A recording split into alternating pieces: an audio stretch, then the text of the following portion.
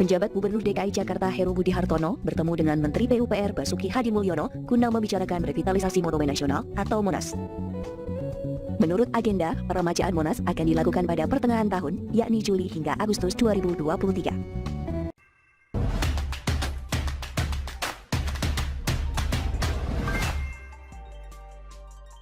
Heru Budi perbaiki Monas yang diacak-acak Anies. Buzzer Capres Nasdem itu pun ngamuk. Ditulis oleh Ferry Padli di siwa.com. Lebih banyak mudaratnya daripada manfaatnya. Demikian kalimat yang tepat untuk menggambarkan Anies selama memimpin DKI dulu. Bayangkan saja, dari 23 janji kampanyenya, hanya 5 doang yang terrealisasi.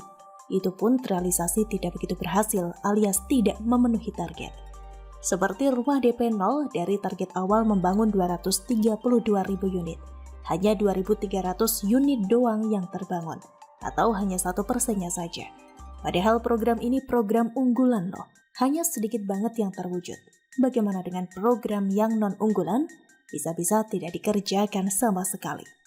Kemudian program OKOC yang katanya mau membentuk 200.000 wirausaha.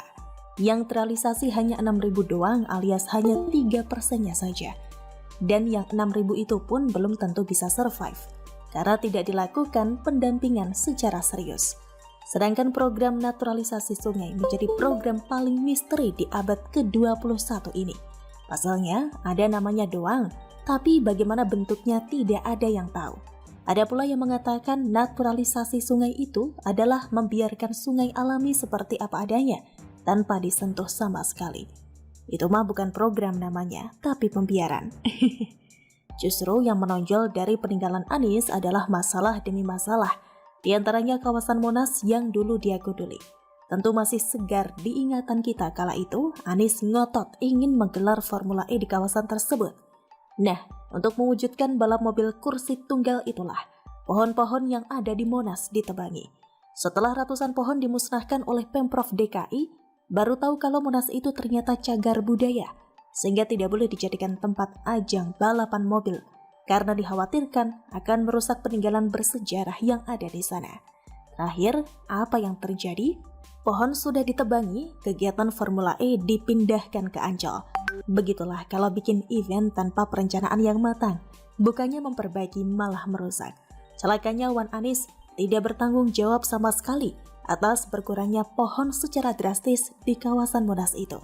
Sampai dia selesai menjabat sebagai gubernur DKI, tidak pernah sekalipun meminta maaf kepada warga DKI. Padahal Monas itu kebanggaan Indonesia loh. Dia cak-cak oleh Anies seperti tanpa bersalah. Mau tidak mau, penjabat gubernur DKI Heru Budi yang memperbaikinya. Pemprov DKI pun dalam waktu dekat akan merevitalisasi kawasan Monas yang telah gundul tersebut. Tidak tanggung-tanggung, 300 pohon akan ditanam kembali agar lebih hijau dan lebih cantik lagi. Kemudian dengan Monas rindang kembali, kawasan tersebut bisa menjadi ruang terbuka hijau atau RTH bagi masyarakat. Penataan kawasan Monas ini juga tidak hanya dilakukan oleh Pemprov DKI, tapi juga melibatkan Kemensesnek, Kementerian PUPR, dan Kementerian BUMN. Inilah pentingnya kekompakan antara pemerintah daerah dan pemerintah pusat. Pekerjaan lebih mudah dieksekusi dan diselesaikan. Gak kayak zaman jahiliyah dulu yang gubernurnya sok merasa paling pintar sendiri dan ngajak debat Menteri PUPR. Mirisnya bukannya mendapat apresiasi, tapi langkah Heru Budi dan pemerintah pusat yang hendak merevitalisasi kawasan Monas itu malah diamuk oleh kadrun di Twitter. Berikut diantaranya. Alasannya nanam pohon ternyata intinya ngabisin duit APBD. Gubernur GA atau giveaway memang segitulah kemampuannya. Ujar pemilik akun Twitter @MrEqualizer2024 dengan nada suuzon. Orang merevitalisasi kawasan Monas kok diomong ngabisin duit APBD? Padahal yang ngabisin duit APBD itu ya kelebihan bayar gaji ASN, kelebihan bayar pengadaan penambahan daya listrik PLN, kelebihan bayar pembangunan sistem pengelolaan air limbah domestik Sudin SDA Kepulauan Seribu dan lain-lain. Yang itu semua terjadi di era Anies. Kadrun memang suka mikir terbalik ya. Anies juga melakukan pemborosan APBD tapi Heru yang tertuduh. Semangat lagi korupsi, tutur pemilik akun Twitter @long74new sembari menampilkan foto Harun Masiku.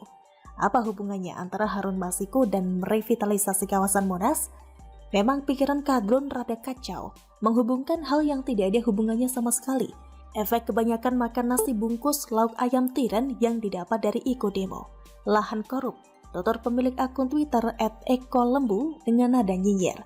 Kelihatan banget kalau buzzer satu ini subjektif, karena lahan korup aslinya itu adalah rumah DP 0. Terbukti beberapa orang sudah ditangkap lantaran mengkorupsi dana proyek tersebut, seperti ex-Dirut Saranajaya, Yuri Cornelis Pinontoan. Lantas, apa sih yang menjadi penyebab Heru Budi diserang oleh Kadrun itu? Bukankah apa yang dia lakukan, yakni merevitalisasi kawasan Monas adalah hal yang baik? Inilah jahatnya Kadrun. Mereka gak mau bobrok Anies semakin terbuka lebar. Karena kalau kawasan Monas tersebut direvitalisasi, orang jadi tahu yang merusaknya adalah mantan Gubernur 212. Bagaimana menurut Anda? Sebutnya untuk diajak debat oleh Anas adalah ex-pimpinan Komisi Pemberantasan Korupsi Abraham Samad dan Bambang Wijayanto. Menurutnya, debat yang diinginkan Anas Urbaningrum itu tak terbesit rasa dendam dan rasa kebencian. Namun Anas Urbaningrum hanya ingin rasa keadilan yang benar-benar terang terhadap dirinya.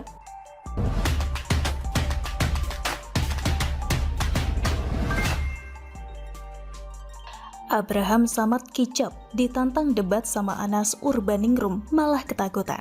Ditulis oleh Manuel di siwar.com. Buat apa saya tanggapi? Itu berarti saya bukan aparat penegak hukum. Kenapa? Apa yang mau diperdebatkan? Mulai dari putusan pengadilan negeri, tinggi, kasasi, tidak ada satupun putusan yang bebaskan Anas. Kan begitu kan?